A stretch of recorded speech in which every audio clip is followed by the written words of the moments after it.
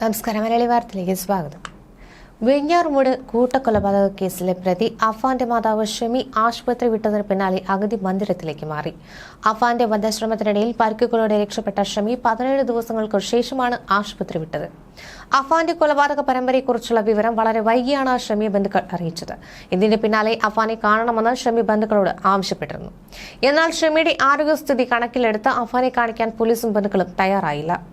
ആശുപത്രിവാസം കഴിഞ്ഞാൽ ഭാര്യ ഷമിയുമായി പെരുമലയിലെ വീട്ടിലേക്ക് പോകുന്നത് ഓർക്കാൻ വയ്യെന്നായിരുന്നു കഴിഞ്ഞ ദിവസം റഹീം പ്രതികരിച്ചിരുന്നത്. മകൻ അഫാൻ ഇതെല്ലാം ചെയ്തുവെന്ന് ഇനിയും വിശ്വസിച്ചിട്ടില്ല ഭാര്യ ഷമി. എല്ലാം നഷ്ടപ്പെടുത്തിയത് അവനാണ്, അത് മനസ്സിലുണ്ട്, ഒരിക്കലും പൊരുത്തപ്പെടാനും കഴിയില്ല, നിയമം അനുസരിച്ച് മുന്നോട്ട് പോകട്ടെ എന്നാണ് ഇടറിക്കൊണ്ട് പിതാവ് പറഞ്ഞത്. ഷമിയുടെ ആരോഗ്യനിലയിൽ പുരോഗതിയുണ്ട്, എല്ലാ കാര്യങ്ങളും ഷമിയോട് പറഞ്ഞുവെന്നും അദ്ദേഹം വ്യക്തമാക്കി. കുഞ്ഞുമകന്റെ കാര്യമാണ് ആദ്യം പറഞ്ഞത്, പിന്നീട് ഡോക്ടർമാർ പറഞ്ഞതനുസരിച്ച് എല്ലാ കാര്യങ്ങളും ഘട്ടം ഘട്ടമായി പറഞ്ഞിട്ടുണ്ട്. കരച്ചില് മാത്രമേ ഉള്ളൂ, വീങ്ങി കരയുന്നുണ്ട്. അഫാനാണ് ഇതൊക്കെ ചെയ്തതെന്നും പറഞ്ഞു. പക്ഷേ അവൻ ഇങ്ങനെ ചെയ്യില്ല എന്നാണ് ഷമി പറഞ്ഞതെന്ന് അദ്ദേഹം വ്യക്തമാക്കി.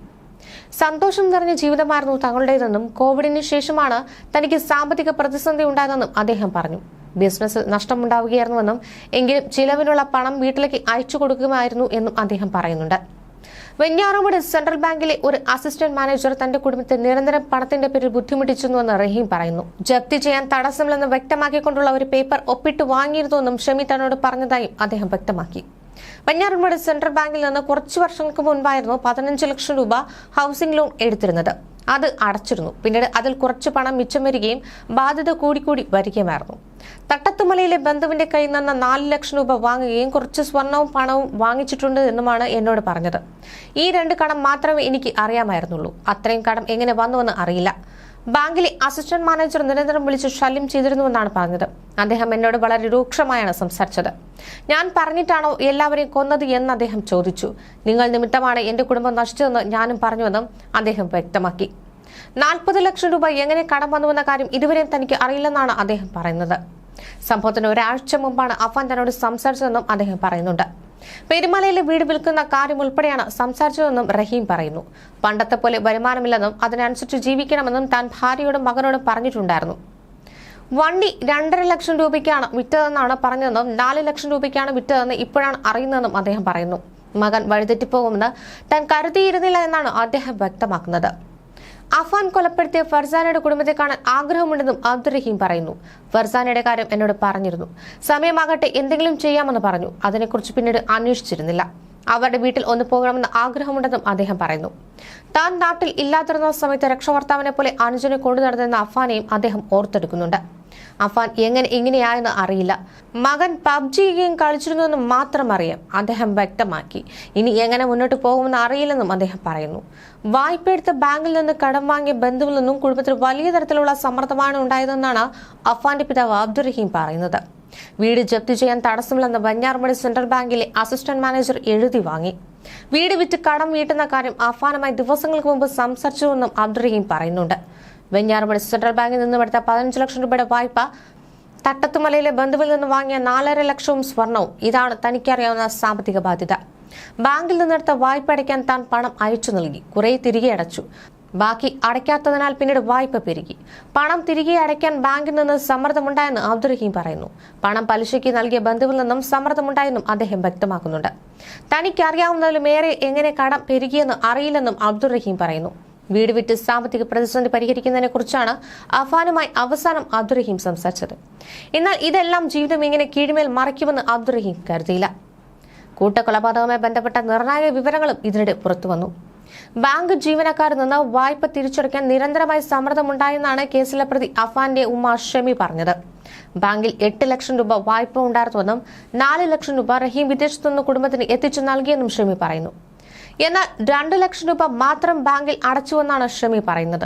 ബാക്കി പണം എന്തു ചെയ്തുവെന്നതിനെ കുറിച്ച് ഷമി മറുപടി പറയുന്നില്ല. കൊലപാതകത്തിന് ഒരാഴ്ച മുമ്പ് അബ്ദുറഹീം 60,000 രൂപ വീട്ടിലെത്തിച്ചു നൽകിയെന്നും അഫാന്റെ സുഹൃത്ത് ഫർസാനയുടെ മാല എടുത്തു നൽകാൻ 40,000 രൂപയും വീട്ടുചെലവിന് 20,000 രൂപയുമാണ് നൽകിയതെന്നും ഷമി വെളിപ്പെടുത്തിയിട്ടുണ്ട്. വീട്ടുചെലവിന് മുൻപും പണം റഹീം എത്തിച്ചു നൽകി. അഫാനും ഫർസാനയും തമ്മിലുള്ള ബന്ധം അച്ഛൻ റഹീമിനും അറിയാമായിരുന്നു. പഠിച്ച് ജോലി ചെയ്താൽ വിവാഹം നടത്താമെന്ന് അബ്ദുറഹീം ഉറപ്പ് നൽകിയിരുന്നുവെന്നും ഷമി പറയുന്നുണ്ട്. അതേസമയം പെരമലയിലെ വീട്ടിൽ ഇനി താമസിക്കാനാകില്ലെന്ന് ഭർത്താവ് റഹീമിനോട് ഷമി പറഞ്ഞതായാണ് വിവരം. അഫാൻ ആരെയും കൊല്ലില്ലെന്നും ഷമി ആവർത്തിച്ചു പറയുന്നുണ്ട്. അഫാന്റെ ആക്രമണത്തിൽ പരിക്കേറ്റ മാതാവ് ഷമി ആശുപത്രിയിൽ നിന്ന് ഡിസ്ചാർജായി അഗതി മന്ദിരത്തിലാണിപ്പോൾ. ഷമിയുടെ ആരോഗ്യനിലയിൽ പുരോഗതി ഉണ്ടെന്നും ആരോഗ്യം വീണ്ടെടുക്കാൻ 9-10 മാസത്തോളം സമയമെടുക്കുമെന്നും റഹീം പറയുന്നു. ഇയർ ബാലൻസ് നഷ്ടമായതിനാൽ ആ ബുദ്ധിമുട്ടുകളും അലട്ടുന്നുണ്ട്. കൂടാതെ 3ഓളം പേരുടെ സഹായം ഷമിക്ക് ഇപ്പോൾ ആവശ്യമായി വരും. ബന്ധുവീട്ടിലേക്ക് മാറാൻ കഴിയില്ല. ഷമീനെ അംഗീകരിക്കാൻ അവർക്ക് കഴിയില്ല. നഷ്ടപ്പെട്ടത് മുഴുവൻ എനിക്കാണ്. മക്കളില്ലാത്ത വീട്ടിൽ പോയി താമസിക്കാൻ ബുദ്ധിമുട്ടാണ്. അതുകൊണ്ട് ഇനി എങ്ങനെ ജീവിക്കാനാകുമെന്നതിൽ ആശങ്കയുണ്ടെന്നും റഹീം പറയുന്നുണ്ട്. ഷോൾ ഉപയോഗിച്ച് ഉമ്മയെ ഭിത്തിയിൽ തലക്കടിച്ച് കൊലപ്പെടുത്താനാണ് അഫാൻ ആദ്യം ശ്രമിച്ചത്. രക്തമാർന്ന നിലയിൽ ഉമ്മയെ മുറിയിലിട്ട ശേഷം അഫാൻ മുത്തശ്ശി സൽമ ബീവിയുടെ വീട്ടിലേക്കാണ് പോയത്. മുത്തശ്ശിയും പിതൃസഹോദരയും അദ്ദേഹത്തിന്റെ ഭാര്യയും കൊലപ്പെടുത്തിയ ശേഷം തിരികെ വീട്ടിലെത്തിയ അഫാൻ മുറിയിൽ നിന്ന് ഉമ്മയുടെ ഞരക്കം കേട്ടതോടെ വീണ്ടും ആക്രമിക്കുകയായിരുന്നു. തുടർന്നാണ് മുറി പൂട്ടിയത്. ആക്രമണം നടത്തുമ്പോൾ ശബ്ദം കേട്ട് ആരെങ്കിലും എത്തിയാൽ അവരെ നേരിടാനും മുളകുപൊടി കരുതി. കൂടാതെ ഷമിയെ ആക്രമിച്ച വിവരം പുറത്തറിയിക്കാതിരിക്കാനും ആരും ഇവിടേക്ക് കയറാതിരിക്കാനും ഷമി ആക്രമിച്ച ശേഷം മുറി പൂട്ടി അഫാൻ താക്കോൽ ശുചിമുറിയിലെ ഫ്ലഷ് ടാങ്കിൽ ഉപേക്ഷിച്ചിരുന്നു. ഷമിയെ ഇളയമകൻ അഫ്സാന്റെ മരണവിവരം 11 ദിവസങ്ങൾക്ക് ശേഷമായിരുന്നു അറിയിച്ചത്. ഭർത്താവ് റഹീമിന്റെ സാന്നിധ്യത്തിലായിരുന്നു ഡോക്ടർമാർ ഇളയമകൻ മരിച്ച വിവരം ഷമിയെ അറിയിച്ചിരുന്നത്. അഫ്സാൻ ജീവനോടെ ഇല്ലെന്ന വിവരമറിഞ്ഞ് ആശുപത്രി കിടക്കയിൽ ഷമി പൊട്ടിക്കരഞ്ഞു. ഇത് കണ്ടു നിന്നവർക്കും സഹിക്കാനായില്ല. ഇളയമകൻ എവിടെയാണെന്ന് ആശുപത്രിയിൽ ചികിത്സയിലായിരുന്നപ്പോഴൊക്കെ ഷമി നിരന്തരം ചോദിച്ചിരുന്നു. മകന്റെ ആക്രമണത്തിൽ ഗുരുതരമായി പരിക്കേറ്റ തലയിൽ 40ഓളം തുന്നലുകളുമായാണ് ഷമി അന്ന് ചികിത്സയിൽ കഴിഞ്ഞിരുന്നത്. ബോധം വീണ്ടെടുത്തതിന് പിന്നാലെ ഇളയ മകനെയായിരുന്നു ഷമി നിരന്തരം തിരക്കിയിരുന്നത്. കാണാനെത്തുന്ന ബന്ധുക്കളോടും അഫ്സാൻ എവിടെയെന്ന് മാത്രമായിരുന്നു ഷമിയുടെ ചോദ്യം. അഫ്സാൻ ചികിത്സയിലാണെന്നും കുഴപ്പമില്ലെന്നുമായിരുന്നു അതുവരെ ബന്ധുക്കൾ ഷമിയോട് പറഞ്ഞിരുന്നത്. പിന്നീട് ആരോഗ്യസ്ഥിതി മെച്ചപ്പെട്ടതോടെ മരണവിവരം ഷമി അറിയിക്കാമെന്ന് ബന്ധുക്കളും ഡോക്ടർമാരും തീരുമാനിക്കുകയായിരുന്നു. ഇതനുസരിച്ചാണ് ആശുപത്രിയിലെ മനോരോഗ വിദഗ്ധർ ഇളയ മകൻ അഫ്സാൻ മരിച്ചതായി ഷമിയെ അറിയിച്ചത്.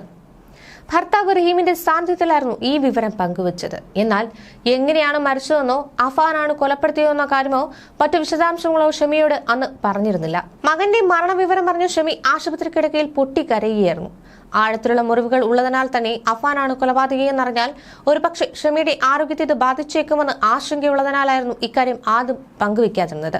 എന്നാൽ പിന്നീട് അഫ്സാനെ അടക്കമുള്ളവരെ കൊലപ്പെടുത്തിയത് അഫാനാണെന്ന വിവരം ഷമി അറിയിച്ചു. പക്ഷേ ഇതുവരെയും അഫാൻ അത് ചെയ്തുവെന്ന് ഷമി വിശ്വസിക്കാൻ തയ്യാറായിട്ടില്ല. മാത്രമല്ല താൻ കട്ടിൽ നിന്ന് വീണ് പരിക്കേറ്റതാണെന്നുമാണ് ഷമി ആവർത്തിക്കുന്നത്. ന്യൂസ് ഡെസ്ക് മലയാളി വാർത്ത.